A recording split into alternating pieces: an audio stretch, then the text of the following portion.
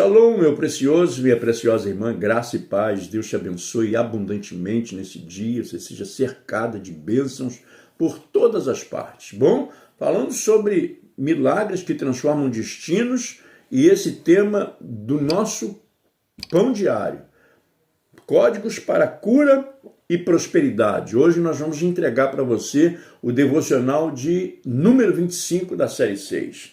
Você já percebeu como um milagre pode mudar toda a nossa história? Eu me lembro de uma fase difícil ainda, quando morávamos em São Paulo, casados, já com nossos filhos, e eu estava cursando ainda a minha faculdade teológica, confiando demais em pessoas, enfrentei uma crise financeira muito severa. Foi uma das grandes lições da minha vida. Nossa confiança deve estar totalmente em Deus, pois os homens, mesmo bem intencionados, têm seus limites. Certo dia, nós, vivendo essa crise, situação, víamos todos os nossos mantimentos se acabando, estava cessando, terminando todos os recursos. E com a responsabilidade, a preocupação de marido e pai, chefe de família, minha esposa ao nosso lado, e eu preocupado, com aquela situação. Tínhamos que ir para a igreja no dia seguinte. Na verdade, tínhamos provisão muito limitada para aquele dia e para amanhã do dia seguinte, antes de nós irmos para a igreja.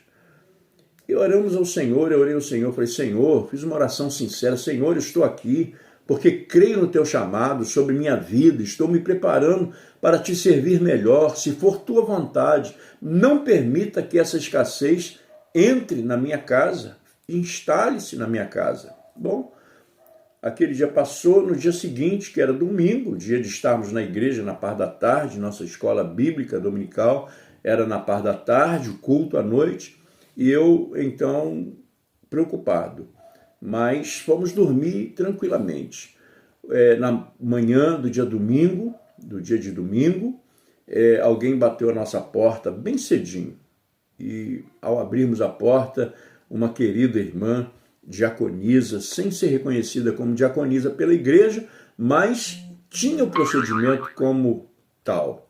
E ela, ao me ver, meu pastor, eu estava em casa e Deus tocou no meu coração para eu trazer essa bolsa. Era uma sacola de compras, ela havia passado na feira, comprado tudo que ela pôde comprar, e uma irmã muito simples, muito modesta, muito pobrezinha, mas o Senhor tocou e usou aquela irmã Maurina, nossa ovelha, e ela disse, o Senhor mandou trazer isso agora bem cedo na sua casa.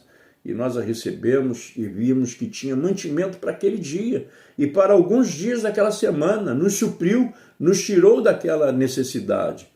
E eu então agradeci o Senhor, entendi, sem ter o necessário, Deus proveu o necessário, Fomos para a igreja felizes, alegres, satisfeitos. Deus havia mandado mantimentos para mim e para a minha família de forma suficiente, abastada, uma sacola de compras Deus havia providenciado.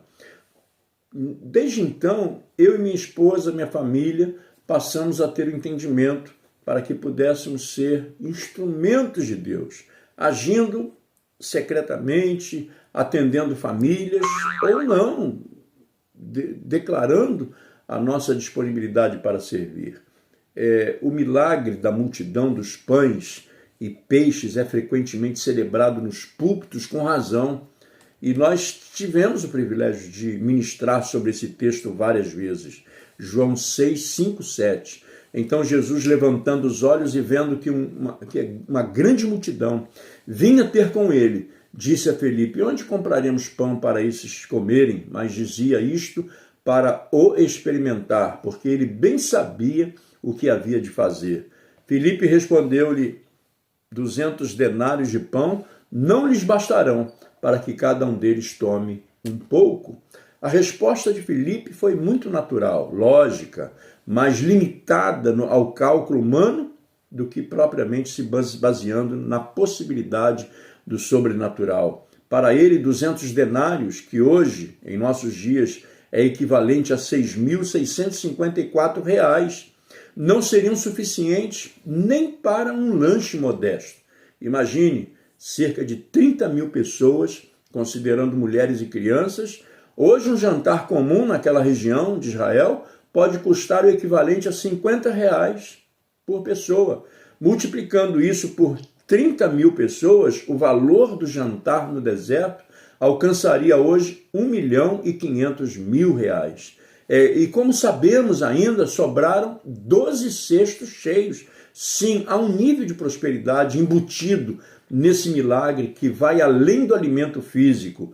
Jesus não apenas supriu uma necessidade imediata, ele liberou um princípio eterno de provisão e abundância. Filipe e os demais discípulos não tinham ideia da grandiosidade do que estavam prestes a testemunhar. Eles estavam prestes a ver que, com Jesus, o pouco nas mãos certas se torna suficiente e até sobra.